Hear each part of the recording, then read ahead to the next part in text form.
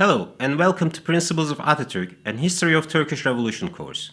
In this program, we'll talk about the Ottoman Empire's entry into the First World War, wartime military and diplomatic developments in the empire, the defeat of the Ottoman Empire and the Mudros armistice, and finally, reforms during the war.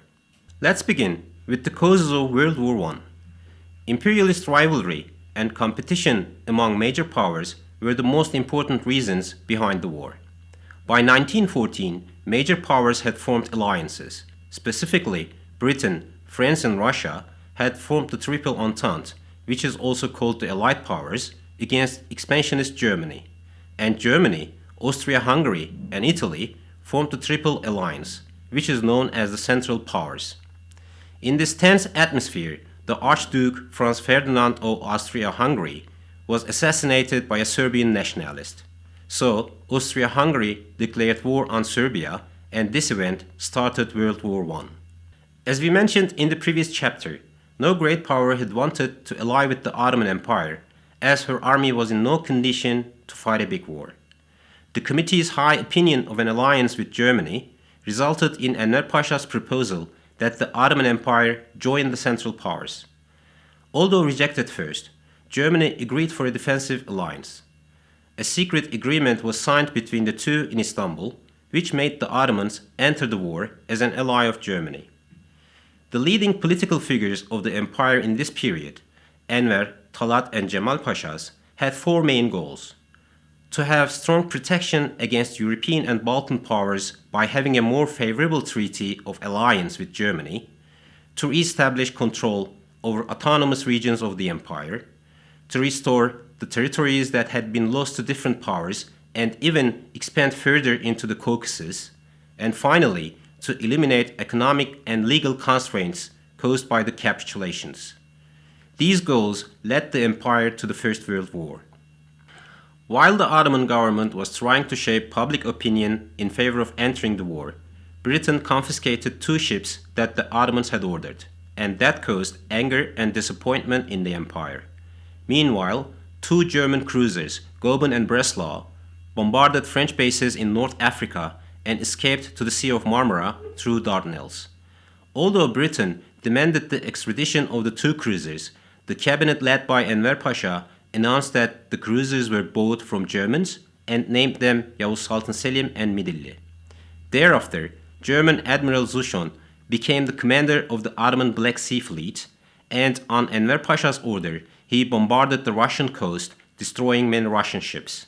As a result, Russia declared war on the Ottoman Empire, and so did Britain and France.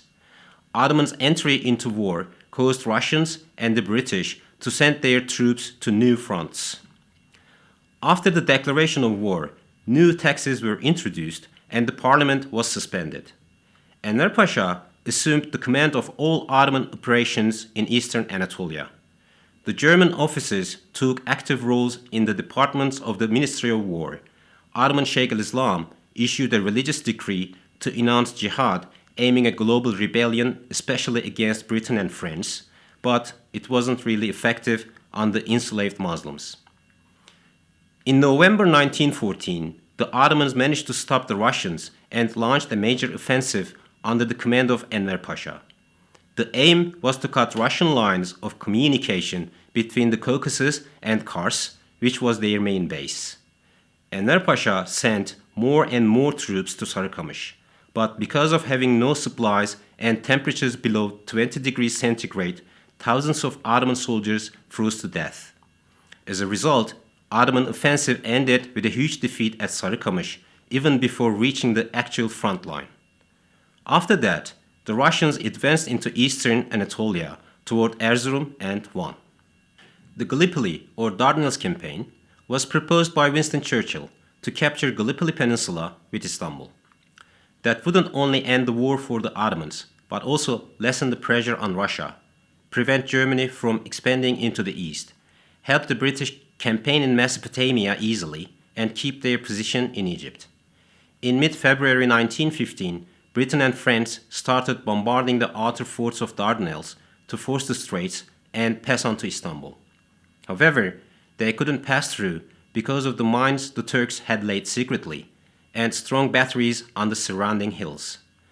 After losing some of their battleships, the combined British and French fleet became aware of the need for military help. In April, British and Anzac troops made landings on the coasts of Gallipoli but faced strong opposition of the Ottoman troops. Later, they established a bridgehead north of Kabatepe, another landing at Anafarta and Kilidibahir Fort, but the heroic Ottoman resistance led by Turkish Colonel Mustafa Kemal didn't allow them to go beyond the coastal area. Hundreds and thousands of soldiers from both sides lost their lives, and as a result, Allied powers evacuated the Gallipoli Peninsula in January 1916. After Dardanelles and Gallipoli, Ottoman troops had a significant success in Iraq when they captured over 10,000 British and Indian soldiers in Kut al-Amara. However, their attempts to cut off the Suez Canal failed. In Hejaz, the Ottoman garrisons lost control to Arab rebels. Baghdad and Jerusalem were captured by the British. Meanwhile, the Ottoman government decided to deport the Armenians from the war zone to Deir Zor in the Syrian desert. Actually, Armenians had close relations and cooperated with the Committee of Union and Progress through their political organizations, hoping to have a kind of self-rule. However, they seemed to have thought to establish an independent state in case of a Russian victory. So a great number of Armenians who deserted the Ottoman army joined the Russian troops. Armenians were also engaged in guerrilla warfare against the Ottomans after the Sarıkamış disaster. The government's decision to deport the Armenians was taken under these circumstances. The deportation was done in harsh climatic conditions. Cold, starvation, and diseases caused heavy loss of life. Now, let's have a look at the secret treaties among the Allied powers. In case of her defeat, Allied powers had secret agreements about the partition of the Ottoman Empire. Two types of agreements can be mentioned here. The first type was among the Allied powers themselves, to divide and share the lands and the riches of the Ottoman Empire. Constantinople Agreement was the first of them. It was mainly about who would control Istanbul, and Russia was the one. The second agreement was the Treaty of London, which gave Italy full sovereignty over the Dodecanese Islands, as well as the Tripoli and Antalya. Needless to say, by doing this, they expected Italy to join the Allied powers. Another important agreement was the Sykes-Picot, which was about sharing out southern Iraq, ports of Haifa and Acre in Palestine, coastal province of Syria, province of Adana, and all of Cilicia. Treaty of Saint-Jean-de-Maurienne, on the other hand, redefined the Italian area of influence in Anatolia, including the provinces of Izmir and Konya. The second type of agreements aimed to secure new allies against the Central Powers. They concentrated on the Arabian Peninsula and also negotiated with the Zionist leaders of England and America, promising to support the establishment of a national home for the Jewish in Palestine. While the Ottoman capital was in a complicated political situation, the major city is suffering from severe shortage of food, an epidemic typhus devastating the civilian population, something happened. The Tsarist regime collapsed after the Bolshevik Revolution. The Bolsheviks assumed power in Russia and they denounced secret agreements as imperialist treaties. At Brest-Litovsk, they had a peace negotiation with the Central Powers and agreed to restore the Ottoman territories Russian forces had captured before, including Kars, Ardahan, and Batum. Thereafter, Enver Pasha had efforts to extend from the Caucasus to Crimea and Central Asia and occupied Baku, but soon the Ottoman Empire surrendered to the Allied powers. The Ottoman surrender came after Germans' retreat from France and after another ally, Bulgaria's defeat in Salonika. The Ottoman delegation led by Hüseyin Rauf signed an armistice with the commander of the British squadron in Mudros. The armistice of Mudros stipulated a total and unconditional surrender of the Ottomans. The Allied powers had the right to occupy any area in the empire. In a few days, Britain, France, and Italy started to occupy the Ottoman lands, including the Straits and Istanbul. Following the armistice, there was a reaction in the empire, depending on Woodrow Wilson's 14-point declaration of January 1918. Woodrow Wilson was the President of the United States, and he had set three main principles about the settlement of the Ottoman Empire after the end of the war.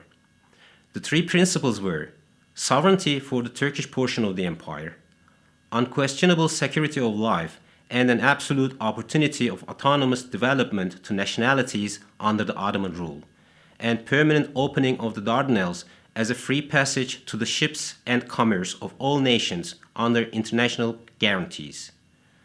After the armistice, the Committee of Union and Progress was dissolved, but the Unionists still continued to be in control of important positions.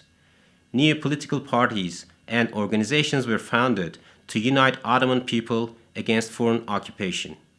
However, having seen the acceleration of the political groups opposing the peace settlement and the Allied powers, Sultan Vahdettin dissolved the parliament in December 1918. In the last part of this program, we'll talk about the reforms during the war. The reform program of the Committee of Union and Progress covered the military, administration, and economy. After the Balkan Wars, German military officials were authorized to modernize the army, and they had great influence on the Ottoman military decisions during the First World War. In terms of administration, decentralization was introduced by a new law which required a centrally appointed governor. The governor would be dependent on a locally elected council. The committee's aim in doing so was to keep the Arabs within the empire, but they couldn't prevent separatist groups among Arabs. Beginning with the revolution of 1908, the reforms in economy aimed at attracting foreign investments, and the number of companies founded by foreign capital increased in this period. The government also improved tax inspection and collection. The Unionists' eventual aim was to get rid of the privileges given to the European powers by capitulations. The Unionists' liberal economic policy turned into a nationalist protectionist one in time, and they abolished the capitulations unilaterally. After the victory in Gallipoli, national economy gained impetus. The Unionists also took some legislative measures which undermined the ulema and limited the power of Sharia courts. By introducing a new law of inheritance and a uniform family law for all Ottoman subjects, they developed a secular understanding. The Committee of Union and Progress made changes in women's social position too. Women were employed in industry, and they were given the right to divorce with the family law. Primary education was made compulsory for girls, and the first high school for girls was established. Well, this is the end of our program for Chapter 6.